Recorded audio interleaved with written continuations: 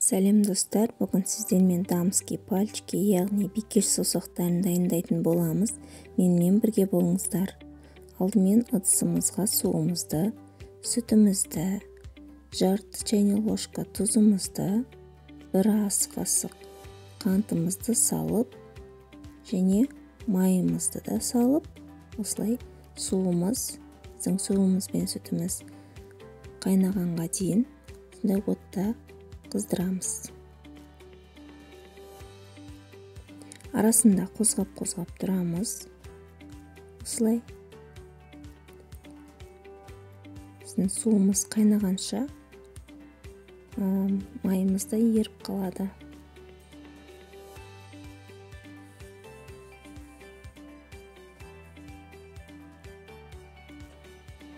Майымыз еріп, қайнай бастағанда біз електен өткізілген ұнымызды бірден барын саламыз. Осылай ұнымыз салғаннан кейін тез араластыратын боламыз. Себебі іртік болып қалмау керек біздің қамырымыз. Бұл да күшті талап етеді. Күшпен жақсылап араластырамыз. Түбі жабыса бастаған кезде осылай аламыз оттан. Сосын басқа бөлек ыдысқа салып аламыз. Не осындай қою масса шықты бізде.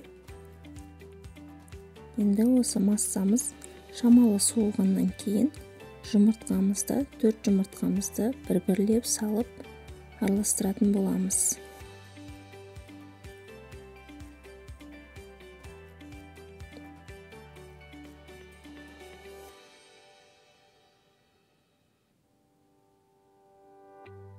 Қатты сұйық емес, орташа сұйықтықта болғанша жақсылап араластыратын боламыз. Міне екінші жұмыртқамыз салдық. Осылай 4 жұмыртқаны да осылай салып араластырып шығамыз.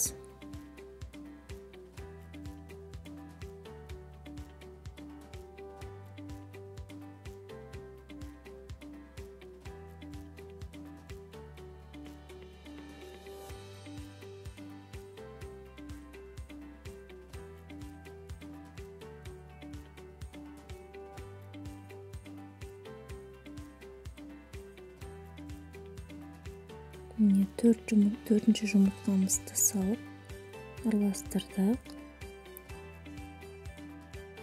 Яғни бізде сұйықтау масса шығу керек. Қатты сұйық емес, орташа масса шығу керек. Міне осындай масса шығады. Енді осы массамызды целлофан мешокқа салып, кез келген насатканың көмегімен противенге формада өзіміз жайып шығамыз. Менде осындай насатка. Осылай ұзын қыламыз. Себебі біздің неміз жасап жатқан тәттіміз ол өзі ат айтып тұрғандай бикеш саусақтары, яғни саусақ тәрізді етіп, сопақша етіп осылай жайып шығамыз. Менде 2 противен шықты. Осындай нәтижесі осылай пісіп шықты. Ал енді қараңыздар, жұмсақ. Енді осы тәттілеріміз дайындау үшін крем дайындаймыз. Творожный сырға сахарный пудрамызды салып, біркелкі болғанша араластырып аламыз.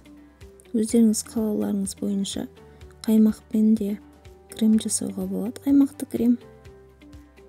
Қаласаңыздар, осылай сливкимен дайындасаңыздар да болады. Сливкимен дайындаған крем өте дәмді шығады. Осылай қатты қою болмау керек креміміз. Сұйықтау, орташа түрде крем дайын болады бізде қазір.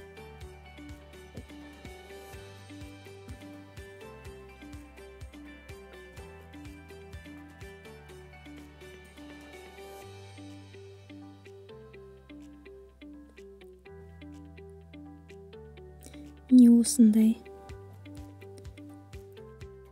жұмсақ крем пайда болады бізде. Осы кремімізді кемде 30-ға салып, осылай кождарымызды малып кремге, осылай тортымызды дайындаймыз.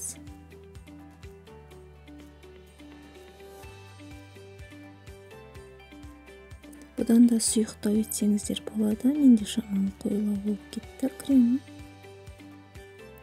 Осылай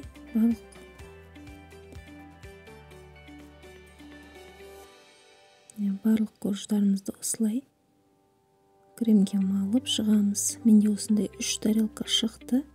Қалағандарыңыз бойынша әрқалай әрлесеңіздер болады.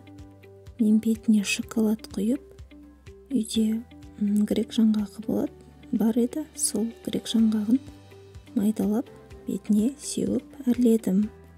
Өздеріңіз қалауларыңыз бойынша фрукты қойсаңыздар да болады, қалаған заттарыңызбен әрлеуге болады. Менде осындай тәттіміз дайын болды. Менің каналыма жазылып, лайк басып, қоңыраушаны басуды ұмытпаңыздар.